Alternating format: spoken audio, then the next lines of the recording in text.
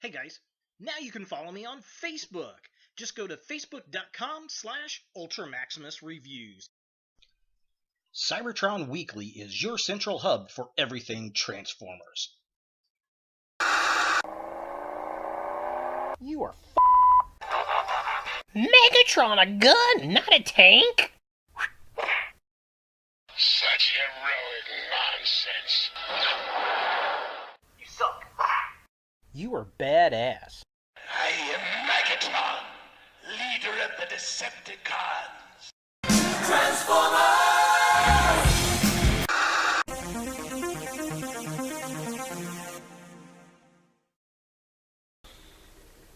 Hello YouTube, Ultra Maximus back with another toy review, and today we're taking a look at another Transformers Siege figure. It's Megatron. Now, I've been looking for this guy and Optimus Prime since the line debuted. Somehow I missed these two in the first kickout, but I was able to find him at my local Walmart.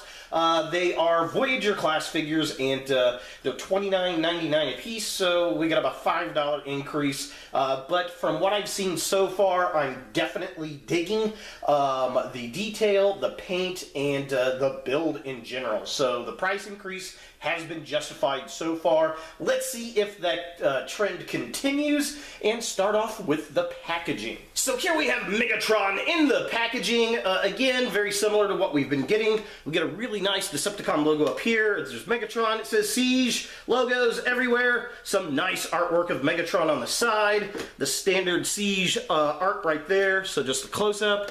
Decepticon logo. There he is. There it is, Siege! And then here's the artwork of Megatron, looking all kinds of neat. And then side package here, very similar to what we've been getting.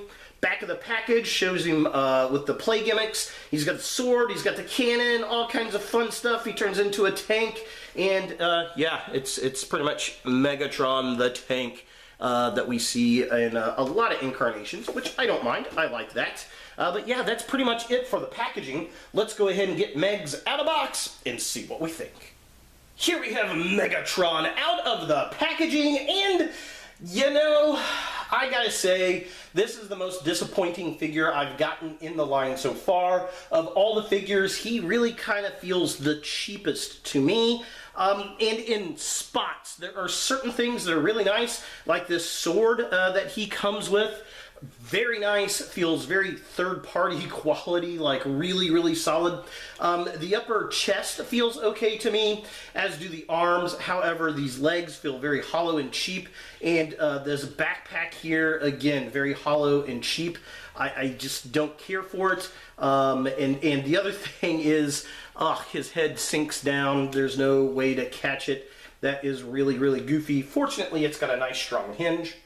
The look of the figure, though, is very nice. The metal dry brushing, not so good on this one, much like Optimus Prime. It looks pretty decent down here in the black, but I don't know, it just doesn't have that same dry brush effect that like Sideswipe and Hound and Ultra Magnus had. This just looks a little lazy and splotchy, which is a bit unfortunate. Now I'm going to take the sword off. It is really cool. I do dig this sword. It does transform into something, I guess. Let's see here. It combines with his fusion cannon. Come on. Here we go. And then this thing kind of goes around like this. And then the fusion cannon comes off of his arm. Just pegs in there. And then it ports into here like that, and it creates this giant particle blaster thing that I think you're going to get a G2 Megatron repaint where it's going to mount up here on the top. I don't know. That's my guess. What do you guys think? I personally prefer this as a sword. Just kind of flip this back around and then put that into place. This reminds me of, I don't know, Beast Wars for some reason with Dinobot. And then his gun goes back onto his arm where it should properly be. And yes, there are the accessories. Now from the onset, this is a decent looking Megatron, and I do like the sculpt. Posability is pretty decent as well. His head does spin back and forth. It looks up. You get this flappity hinge here, and that's for transformation. Unfortunately, there's nothing that catches it, which is a shame. His arms go up that far. They go all the way around. There's a twist at the elbow there, and then there's a hinge joint. His wrists move in and out, but that is for transformation. He does have some articulation at the waist, and it's not really hampered much by the backpack, which is surprising. His feet kick up that far. They kick about that far back. They kick out all the way, just like a lot of the other figures. There's a twist at the upper thigh. He's got a hinge joint that kicks down that far. The feet do have some movement in and out, but these guys do not have the ankle pivot that the other figures have had in the line, which is a shame. It's just another one of the disappointments on this figure. Yeah, and it is what it is, I guess. So taking a closer look at the figure itself, I've got to say the head sculpt on this is about perfect to the G1 deco. Love the Decepticon logo there. Not a fan of the battle damage on this. It just looks like splotched on paint, which is a bit unfortunate. The arms look pretty good. He's got this tank backpack on back there, and I don't really care for this too much, but I don't know what else you could really do with it. They probably should have just decoed this gray like the rest of his body. It kind of reminds me of the Nerf gun Megatron in his robot mode. Yeah, I don't know. I do like it. I think it'll look good as a G2. And I kind of wish instead of the battle damage there, we had the little swirlies from the G1 deco. I think that would have been a lot of fun.